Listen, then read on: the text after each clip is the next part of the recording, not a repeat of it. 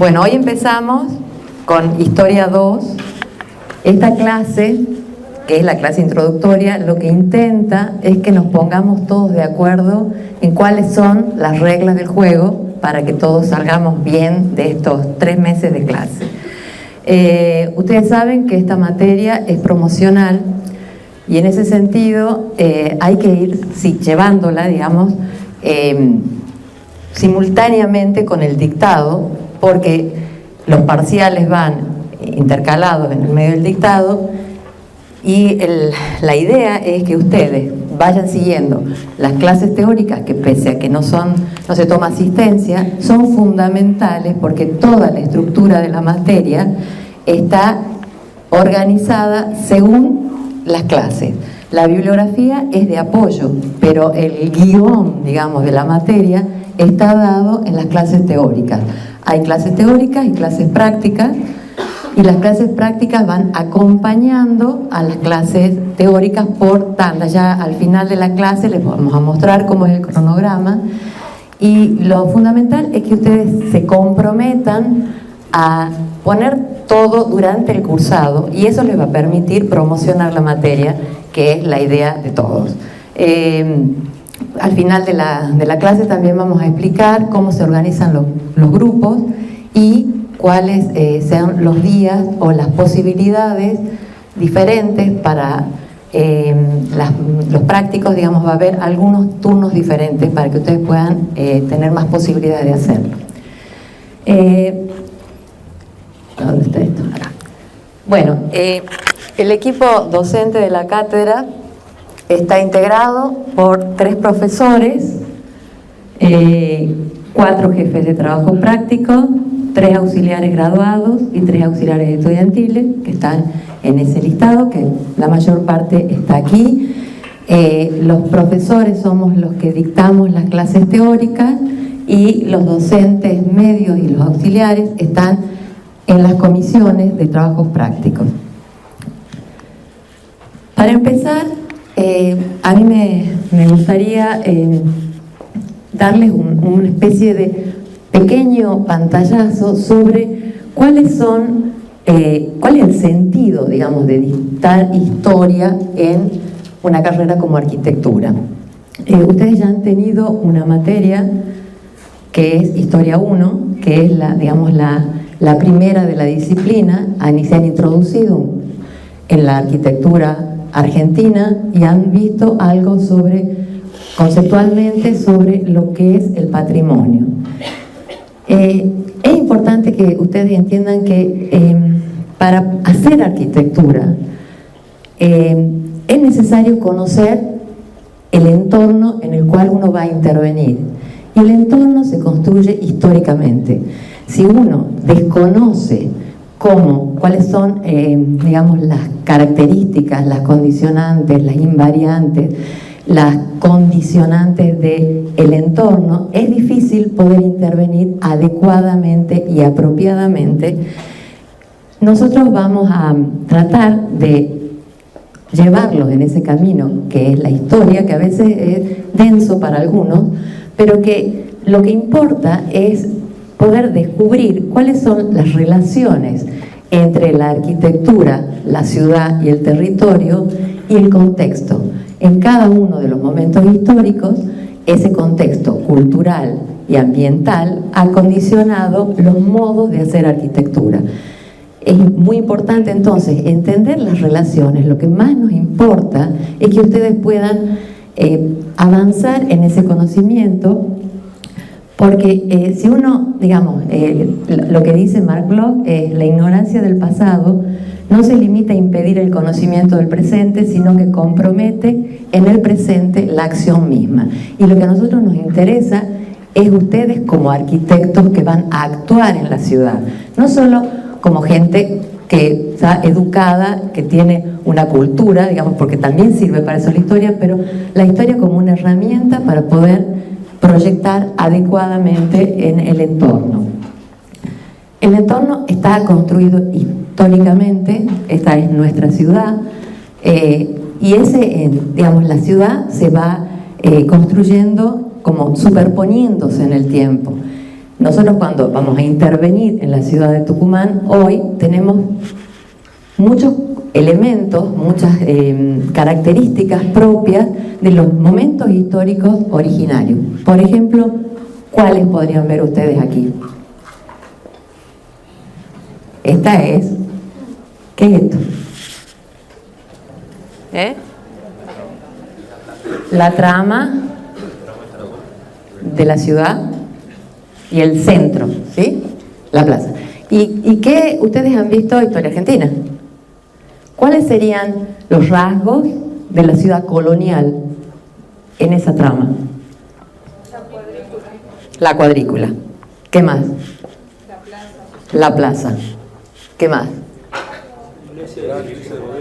La ubicación de los edificios del poder público y religioso. O sea, esas son invariantes que vienen desde la época colonial. La traza urbana cuadricular también. Y aquí que no se ve, pero en el paisaje urbano también hay elementos fundamentales del siglo XIX, digamos, particularmente en el ensanche, pero en muchos de los edificios significativos de la ciudad están las marcas del siglo XIX que han definido el paisaje, y esa suma de lo colonial más lo liberal, el siglo XIX, el principio del XX, la modernidad, marcan la identidad de nuestra ciudad. Así como eso es una cosa muy general que estamos viendo, en todas las ciudades van quedando rasgos, restos de su pasado. Para poder abarcar esa historia, la historia no es una, la historia se la construye desde el hoy. Digamos, los historiadores toman una posición frente a la historia, se preguntan primero qué quiero estudiar, cómo es, cuándo fue, por qué fue, y con las preguntas van definiendo cuáles son los caminos para introducirnos en esa historia. Nosotros, como arquitectos, tomamos una postura, una posición que implica abordar la historia, pero desde la arquitectura, intentando entender la arquitectura a través de esos procesos históricos. Pero desde el hoy, digamos, nosotros tenemos una postura crítica, una postura, digamos, podemos valorar ciertos elementos y poder discriminar qué de eso es importante para nosotros como arquitectos y qué no es fundamental para poder, digamos, contribuir a nuestra formación como arquitectos. En este sentido, las estrategias metodológicas de aproximación al conocimiento en la disciplina Historia en la Facultad de Arquitectura de Tucumán está organizada en 3 pasos sucesivos. El primero sería aprender a observar, aprender a mirar lo que está frente a nuestros ojos, que muchas veces lo pasamos por alto. Y esta sería esta primera etapa reflexiva, que es intentar descubrir lo que no se hace evidente a simple vista a través de una metodología. Y la segunda etapa sería aprender a analizar, aprender a poder comprender de algún modo más profundo esta etapa comprensiva, interpretar lo que se nos presenta, pero a través de análisis metodológico. Nosotros vamos a ir viendo cuáles son las metodologías de acercamiento que vamos a usar. Y en tercer lugar, la tercera etapa sería la etapa valorativa, en el proceso, digamos, de formación. Aprender a observar, aprender a analizar, aprender a valorar la arquitectura. En una etapa más crítica, en donde ustedes ya tendrán más elementos para poder posicionarse y poder enfrentarse a lo que está, a lo que aparece, pero con una, digamos, una posición más crítica. En ese sentido, digamos, cada vez que valoramos, estamos tomando una decisión, estamos seleccionando qué de todo lo que existe es patrimonio y qué no es patrimonio, qué nos identifica, qué nos da identidad como cultura, no solo a nosotros, digamos, nosotros sí es importante que nosotros nos posicionemos en nuestro lugar de americanos, de argentinos y de tucumanos, pero nosotros formamos parte de un mundo mucho mayor que además deviene de la cultura clásica griega. Ese proceso de la occidentalidad y cómo nos influyen otros elementos, otras culturas ya vamos a ir viéndolo. Y este proceso se ha ido dando cíclicamente, primero en Historia 1, en esta materia y en Historia 2 vamos a intentar que ustedes aprendan estos procesos metodológicos de análisis, y en Historia 3 será la etapa crítica valorativa. El objetivo principal de la materia es contribuir a la formación del futuro profesional con el fin de definir una concepción del mundo arquitectónico personal, consciente y crítica, que le permita tomar decisiones proyectuales en el presente, entendiendo a la historia como herramienta de análisis comprensivo de la realidad. Entre los aspectos textuales, que son la arquitectura y el urbanismo, y los aspectos contextuales, que son el espacio y el tiempo, el lugar y el tiempo. Los conocimientos adquiridos en los estudios históricos deben ser útiles para alimentar los sistemas de decisión en la resolución de los problemas de diseño, o sea, la historia como una herramienta metodológica. El comprender la realidad, lo que está, cómo es y cómo ha llegado a serlo, lo que hemos recibido, introduce en una nueva conciencia del hacer. Esa es la idea y el objetivo de la materia. Digamos que ustedes puedan vincular esto a su actividad como diseñadores o proyectistas. Y este objetivo macro, metodológico, se aplica en el conocimiento de la producción arquitectónica en un periodo dado, que es en Europa y en Hispanoamérica entre los siglos V a.C. y XVIII después de Cristo. O sea, ese es el lapso que cubre la materia. La historia de la arquitectura occidental, europea y americana desde el siglo V a.C. al XVIII después de Cristo. A partir del entorno construido, que sin duda es resultado de los procesos socioculturales de cada periodo y de cada lugar. Entonces, el campo de estudio de la materia es, por una parte, la Europa, la Europa en torno al Mediterráneo y Hispanoamérica, y los nexos fundamentales que se dan entre Europa e Hispanoamérica a través de España. En primer lugar, cuando en el periodo colonial, lo que corresponde al siglo, entre el siglo XV y el siglo XVIII, es la etapa colonial española en América. Y nosotros vemos Sudamérica, vemos la América española, que es la que nos alberga. Ese sería, el campo que nosotros vamos a estudiar. Hemos delimitado un campo para poder hacer comprensible y posible la materia. Ese campo de estudio lo hemos dividido en unidades comprensibles.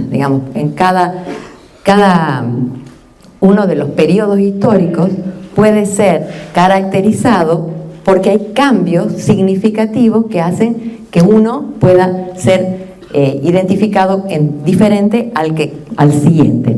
Y en ese sentido, las unidades que conforman el programa de la materia son las que integran el mundo clásico, el mundo medieval, el clasicismo europeo y el mundo americano. Esas son las 4 grandes unidades. Y esas unidades se dividen, cada una, en subunidades que pueden, tener rasgos particulares que les dan una identidad. ¿Qué estilo o periodo sería este? ¿Pero clásico qué? Clásico griego. Y nosotros vemos, ese periodo desde el territorio, la ciudad, la arquitectura y el arte, que está íntimamente vinculado a la arquitectura. Esos son los 4 niveles que en todos los periodos vamos a abordar el conocimiento. O sea, el mundo clásico, Grecia, del siglo V a.C. al III a.C., en ese lapso nos centramos. No vemos todo, porque hemos ido tratando en el espectro enorme que es la historia, que abarca la historia de la arquitectura, aquellos periodos más significativos y que además tuvieron o tienen mayor influencia directa o indirectamente en nuestra propia historia de la arquitectura, digamos, como argentinos. Dentro del periodo clásico, ¿cuál sería el otro periodo? Roma. O sea, Grecia y Roma. En la segunda unidad, el mundo medieval, hemos definido algunos, no todos, por la misma razón. ¿Y esto qué les parece que es? El Islam.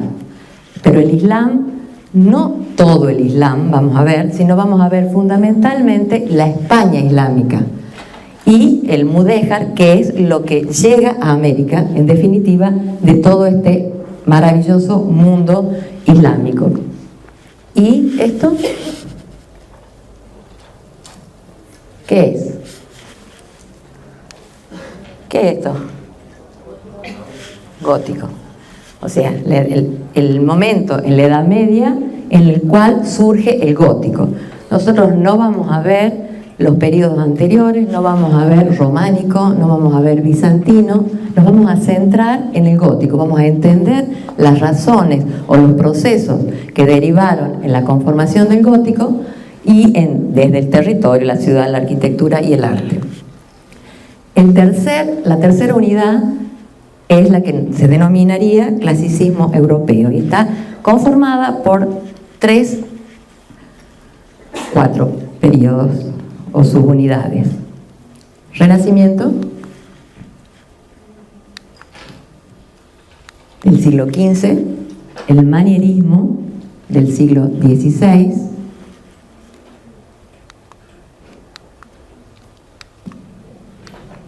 el barroco del siglo XVII y el rococó o barroco tardío del siglo XVIII. Digamos, esos son los periodos que nosotros vamos a analizar y estudiar. Y por último, el mundo americano, el que nos pertenece, que es, digamos, desde nuestro lugar como americanos, es fundamental que nosotros podamos comprender cuáles son los procesos de configuración de nuestra identidad. No solo buscarlos en la Europa clásica, sino buscarlos en nuestras propias raíces. Tratar de entender que lo que se definió en América en este momento, digamos, en el momento colonial, es propio de América y define una identidad como conjunto, más allá que nosotros tengamos influencias, por supuesto del siglo XIX fundamentalmente, europea, pero tenemos una identidad común con Perú, con México, con Colombia, con todos los países que formaron parte de la América prehispana, hoy países, antes territorios. Por lo tanto vamos a ver como antecedentes las culturas prehispánicas, solo como antecedentes, porque sería un tema enorme poder ir estudiando cada uno de las etnias que fueron conformando el territorio americano. Y por último, la América hispana, la América colonial del siglo XV al siglo XVIII. O sea, esos son todos los periodos que nosotros vamos a ver en el transcurso de la materia.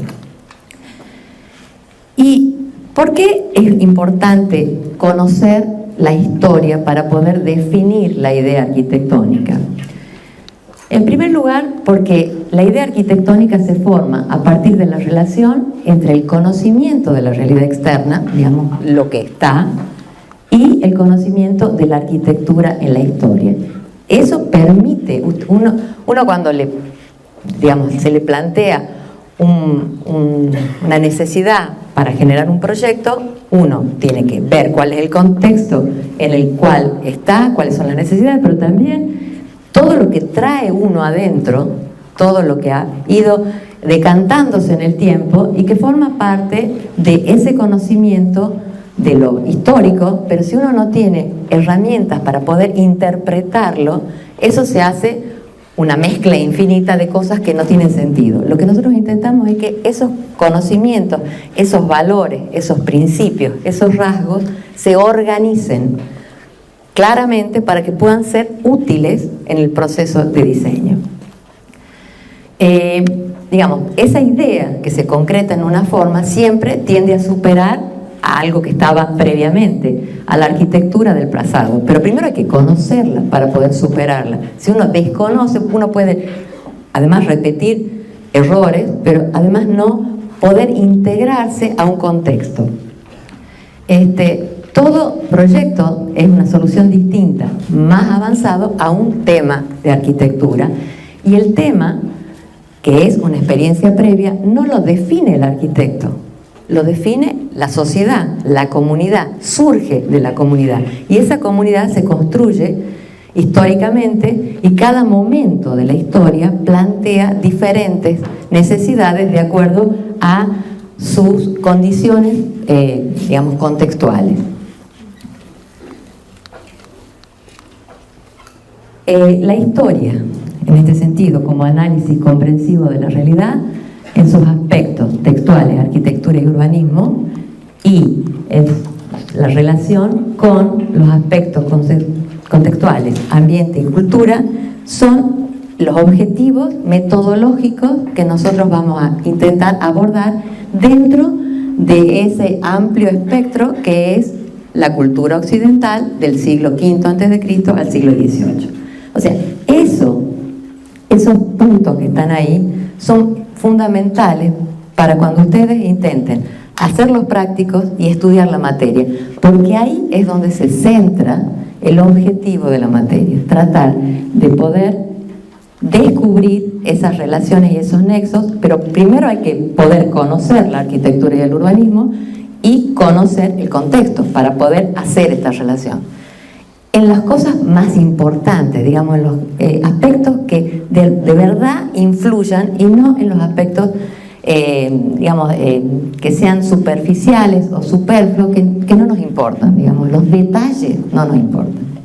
O sea, perderse en el detalle histórico no es el sentido que tiene esta materia, ni la carrera en definitiva. Cuando, si ustedes después se quieren dedicar a ser historiadores de la arquitectura, profundizarán en estos temas. Dentro de ese, digamos, espectro macro, la materia tiene objetivos particulares que se van a intentar cumplir también en distintas etapas del proceso de aprendizaje, y el primer objetivo particular es desarrollar la capacidad de comprender la arquitectura como expresión de su época y de su lugar. O sea, eso que acabamos de ver antes, pero para cada uno de los momentos históricos, para cada una de esas unidades y subunidades que acabamos de ver. Para poder abordar todos esos contenidos, nosotros hemos seleccionado y estructurado la materia para que ustedes puedan usar como guía las clases. Entonces las clases se organizan, en primer lugar, definiendo los rasgos particulares del contexto cultural de cada uno de los periodos estudiados, así como la actitud que cada cultura tuvo ante el contexto natural. Eso lo vamos a dar nosotros en clase. Así como cuáles son las características fundamentales de la arquitectura y el urbanismo de ese periodo en relación con ese contexto, siendo objetivos de conocimiento la conformación del territorio, la forma de la ciudad y el ambiente construido y la arquitectura. Esos tres niveles de aproximación son los que nosotros vamos a abordar, así como los tipos fundamentales que se decantan en cada uno de esos periodos y las principales teorías que dan sustento al proceso de diseño en los momentos en que haya mayor definición. Todo eso sobre ejemplos paradigmáticos que son los que están en el programa. ¿Qué sería entonces lo que nosotros vamos a ver del contexto? El contexto cultural sería todo lo que el hombre ha sumado en la naturaleza, el orden que en cada uno de los momentos ha ido organizando en conjunto para que la sociedad, digamos, pueda organizarse o estructurarse de manera común. O sea, en cada uno de los momentos de la historia, el hombre ha ido generando estableciendo en su conducta un orden, y ese orden ha definido un determinado contexto. Ese contexto sería el conjunto de valores materiales y espirituales, las creencias, los conocimientos, las capacidades, todo aquello que sea lo bastante estable, digamos, para originar una identidad propia, digamos, no las cosas que pasan efímeramente, sino lo que define a una cultura. Y ese, sin duda, el concepto de contexto cultural es un concepto dinámico, va cambiando, no es estático, pero hay momentos en que uno puede decir la cultura del siglo XV europea es de tal manera. Y esa cultura del siglo XV, que es así, produjo unos modelos, unos tipos arquitectónicos y definió tipos de ciudades que son propios de esa cultura.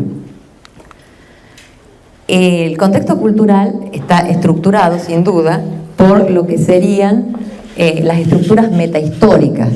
Digamos, cuando uno analiza, uno tiene que tener claro que dentro del contexto cultural es fundamental entender cuáles son las estructuras políticas que van a caracterizar los sistemas políticos vigentes, porque esos sistemas políticos condicionan, digamos, en forma directa o en forma indirecta, el modo en que se estructura la ciudad, los tipos arquitectónicos, el tipo de material. Digamos, la organización política va a generar tipos y va a definir estructuras urbanas particulares. Por eso es importante entenderla, no solo para decir Roma, la República estuvo de fulano de tal periodo a tal periodo. No, ¿qué significa la República? ¿Qué intentaba la República? ¿Y qué tipos arquitectónicos generó en su deseo de imperar, digamos, de establecer un modelo de poder dentro de un sistema? ¿Y cómo cambió eso cuando la República pasó al imperio? ¿Cuáles fueron las actitudes de ese orden político, por ejemplo, en lo territorial? Entonces, la idea es que vayamos tratando de entender cuáles son los aspectos de la cultura que condicionan la arquitectura. Del mismo modo, la organización social, digamos, la división de clases, cómo es la estructura, por ejemplo, feudal en la Edad Media, cómo eso condiciona la forma de estructuración del territorio, la aparición de ciudades posteriores al proceso feudal, y cómo la organización de la célula familiar en cada uno de los periodos va a definir tipos diferentes de vivienda, que son las que en definitiva conforman el tejido urbano de una ciudad. Sin duda, el sistema económico, igual que la estructura política, son los que van a definir con mayor fuerza la característica de una ciudad, las características de la arquitectura, el sistema de distribución de la riqueza y del poder, el impacto que eso produce en la sociedad y cómo eso va a generar diferentes modelos de organización urbana y diferentes tipos arquitectónicos. Del mismo modo, la cosmovisión de cada uno de estos periodos que hemos ido identificando van a ser fundamentales, digamos, cómo es la actitud del hombre en cada uno de esos periodos respecto del universo, de Dios y de sí mismo, porque esa actitud va a modificar su impulso estético y su proceso de diseño. Esos principios comunes que van a caracterizar a cada uno de los periodos. Entonces, las iglesias góticas, las catedrales góticas son edificios religiosos. Las mezquitas islámicas son edificios religiosos. Los templos de planta central renacentistas son edificios religiosos. Pero son absolutamente distintos. ¿Por qué? Porque la actitud frente a la religión, la visión de Dios, el vínculo del hombre con la religiosidad varían, y por eso varían también las formas arquitectónicas. También, digamos, cómo influye la filosofía, el pensamiento, la ciencia en todos estos momentos, cómo influye, por ejemplo, el descubrimiento del telescopio, el descubrimiento de América, la matemática, todo eso impacta en la arquitectura.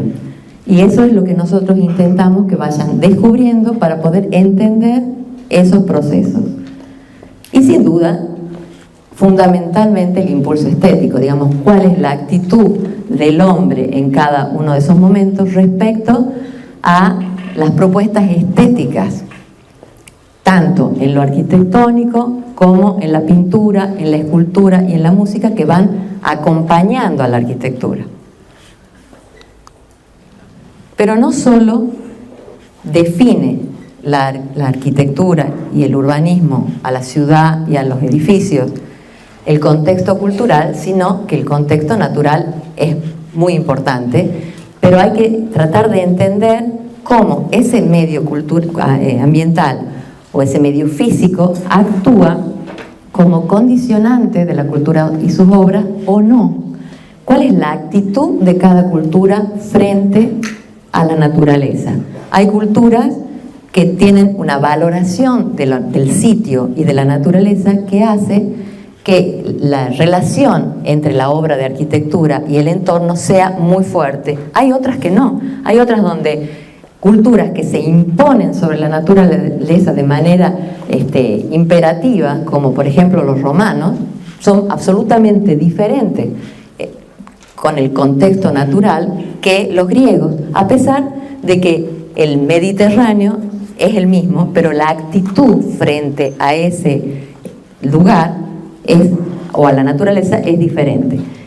Pero, digamos, dentro de ese contexto, nosotros lo que tenemos que mirar es los rasgos de ubicación geográfica, de relieve físico, de topografía, la estructura de la corteza, el clima, porque esos van a condicionar de manera muy importante, por ejemplo, lo que resiste el suelo para poder asentar un edificio de piedra,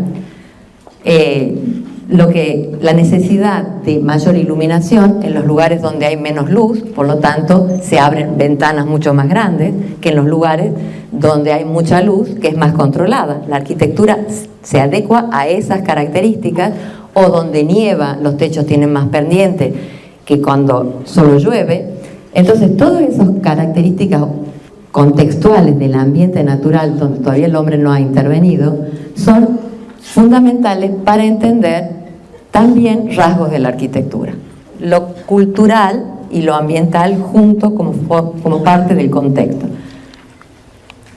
El segundo objetivo particular de la materia es promover la capacidad de observación reflexiva a través del análisis de los procesos históricos de diseño. O sea, nosotros hemos visto cuáles son las condicionantes, cuáles son los rasgos del contexto sobre los cuales vamos a tratar de abordar la arquitectura. Pero hay una estructura metodológica que la materia plantea muchas veces no no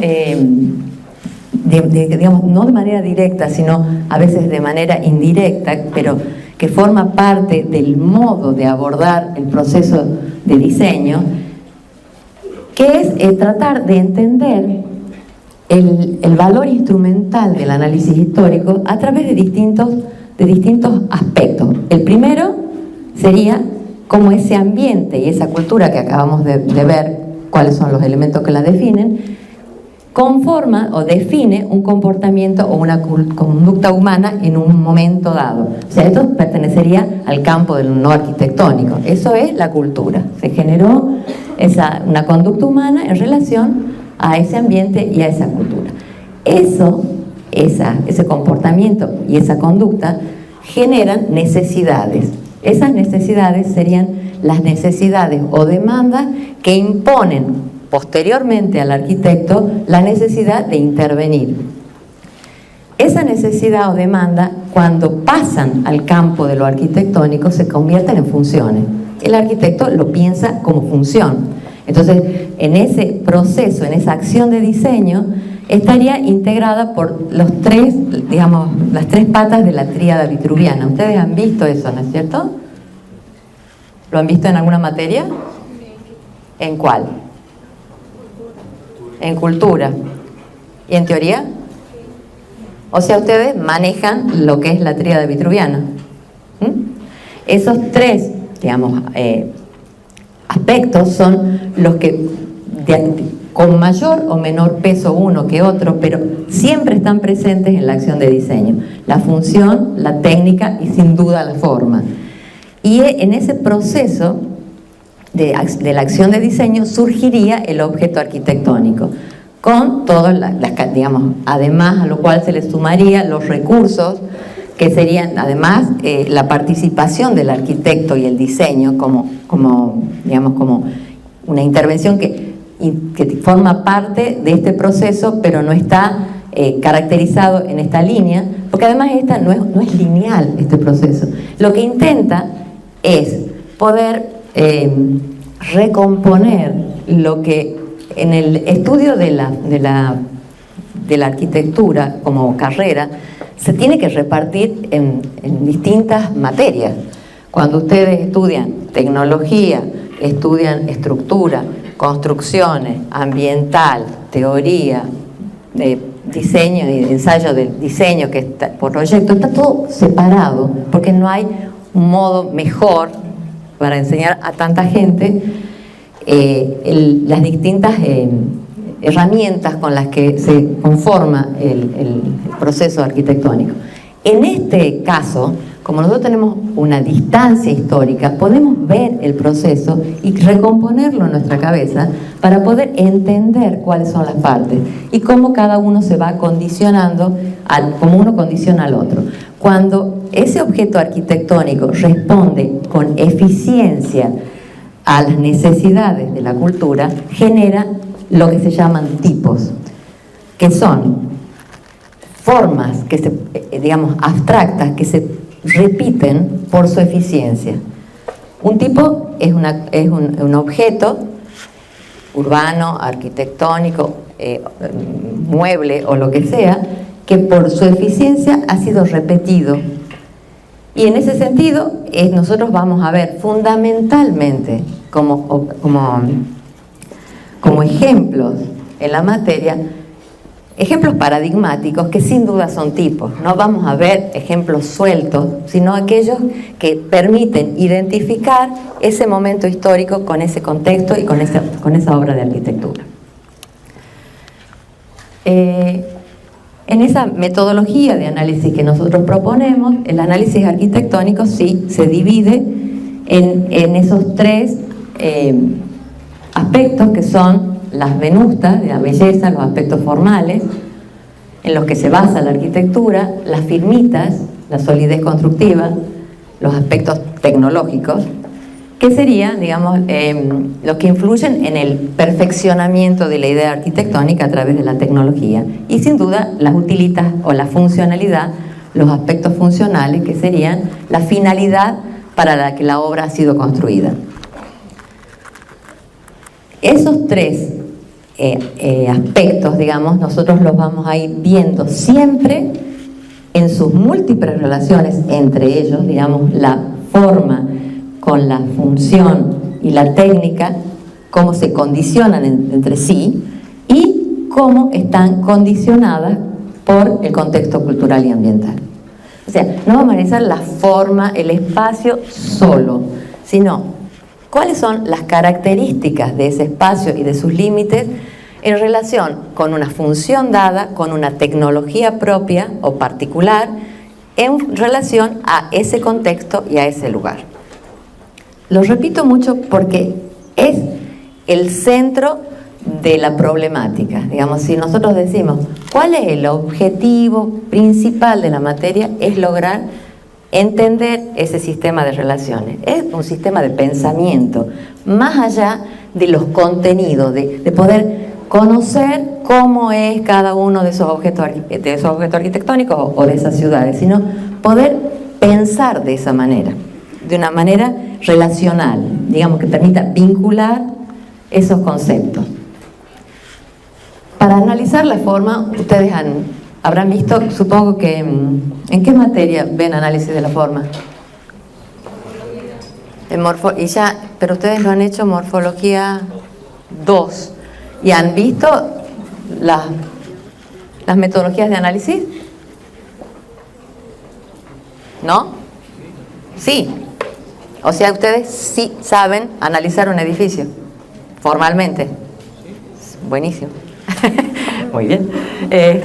Porque la idea es que ustedes puedan ya saber qué es esto, digamos, no necesitar empezar a entender cuáles son los órdenes de análisis formal. El orden conceptual, que sería abordar lo compositivo y la estructura formal; el orden físico, el espacio y sus límites; el volumen, la superficie, la luz, el color, la textura; y por último, el orden perceptivo, que sería el percibir el espacio de manera sensorial y las relaciones de escala.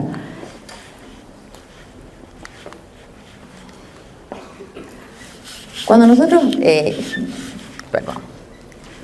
nosotros abordamos, digamos, el tema de la estructura formal o de la estructura compositiva, lo que nos interesa es poder descubrir las relaciones de orden abstractas que subyacen en la forma arquitectónica, porque esas son rasgos fundamentales de cada uno de los periodos y formas de proyectar y de definir la arquitectura. Ese orden conceptual, esas variables de tipo cuantitativo, son fundamentales para poder definir los tipos arquitectónicos, cuáles son los elementos que hacen a que las termas sean un tipo que tenga rasgos comunes, o las villas palladianas, cuáles son los elementos estructurales, no espaciales, sino estructurales de orden compositivo, que les dan una identidad o una identidad propia.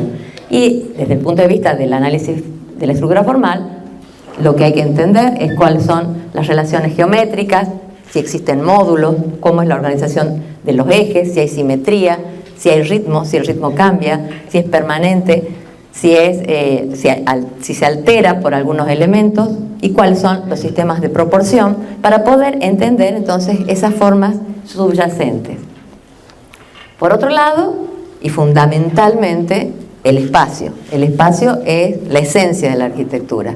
O sea, que el centro fundamental del análisis lo vamos a hacer generalmente sobre el espacio. El espacio interior, el espacio exterior y las relaciones entre los espacios, pero el espacio no se puede entender sin sus límites. O sea que hay que poder entender y analizar la superficie, la luz, el color, la textura, las líneas, desde en el espacio interior y en el espacio exterior, para poder entender cuáles son las tensiones propias de cada uno de los espacios, digamos, espacios centralizados, espacios tensionados, espacios lineales, espacios secuenciales, cuáles son las características o los rasgos esenciales de cada uno de esos tipos.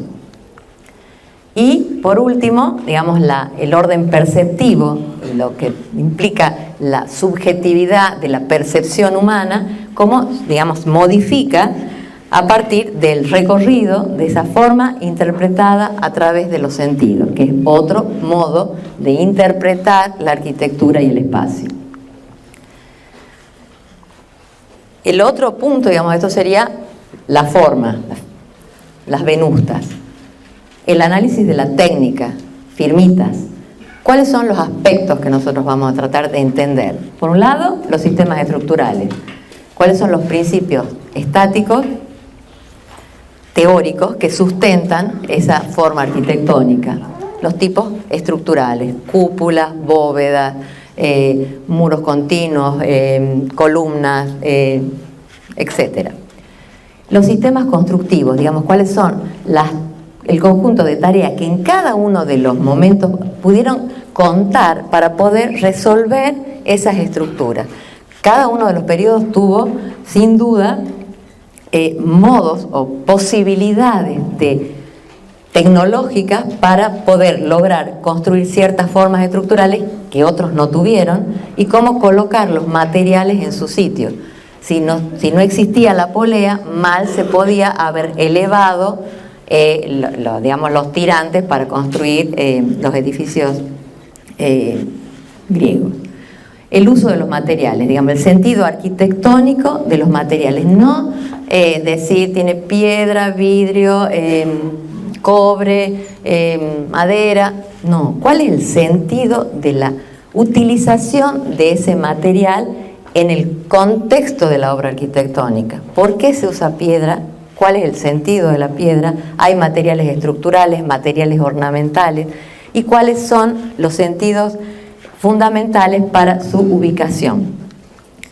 Desde el punto de vista de los sistemas estructurales, cuáles son los principios estáticos, digamos, los tipos de sistemas estructurales, los arcos, las bóvedas, las cúpulas, las vigas, los dinteles, los contrafuertes, los pilares, las columnas. En cada periodo, esto es un listado cualquiera, digamos. Esos son parte de los elementos que conforman los diferentes sistemas estructurales, y hay que intentar entender como sistema el sistema estructural. ¿Cuáles son las partes? Cuando uno analice una catedral gótica, tendrá que entender cuáles son las partes del sistema estructural que genera esa forma arquitectónica que, digamos, tiene un vínculo absoluto con la definición del espacio interior, pero que si no tuviera esa tecnología, esos sistemas, jamás hubiera sido posible resolverla.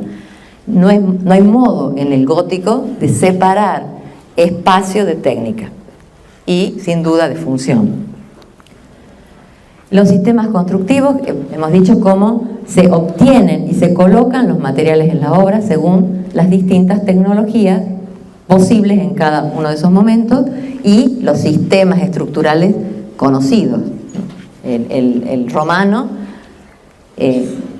empezó a utilizar el arco y la bóveda y modificó absolutamente la definición arquitectónica. El espacio interior nació en la Roma clásica gracias a la utilización del arco como, digamos, y su utilización como bóveda, como cúpula, porque permitió generar grandes espacios interiores sin apoyos, que no era lo que pasaba en Grecia, ¿sí? O sea que lo importante es que podamos intentar establecer esos vínculos para poder entender la arquitectura. Y por último, el sentido arquitectónico de los materiales, lo que decíamos, cómo se utiliza digamos, aquí hay ladrillo y piedra, cómo utilizan el material con algún sentido. Todo, por ejemplo, en una mezquita islámica, todo el exterior es de piedra, pero hay puntos que son los accesos donde se concentra el uso de otro material en forma decorativa, porque hay una intencionalidad particular. Digamos, el exterior es una cosa austera y además, o en el interior mismo, hay un uso intencionado de los materiales. Desde el punto de vista del análisis funcional, vamos a ver las tres patas, de algún modo, de lo funcional, que sería lo utilitario, aquello que responde a las actividades previstas por el tema arquitectónico, para qué se va a usar. Lo significativo, que es la capacidad de las obras de transformarse en símbolos o señales, que muchas veces son códigos implícitos, no hay un libro que diga usted va a entender esto de este modo. A veces necesita culturas más eruditas para poder entender ciertos significados más complejos, y hay otras que son de mayor pregnancia y de mayor facilidad de comprensión. Y por último, las funciones constructivas, que sería el uso correcto de determinadas tecnologías más adecuadas para responder a las necesidades. O sea, tratar de analizar esos tres aspectos que conforman lo funcional. Eso sería para el análisis arquitectónico, digamos, cuáles son los elementos que conforman las metodologías de análisis arquitectónico para abordar al objeto arquitectónico.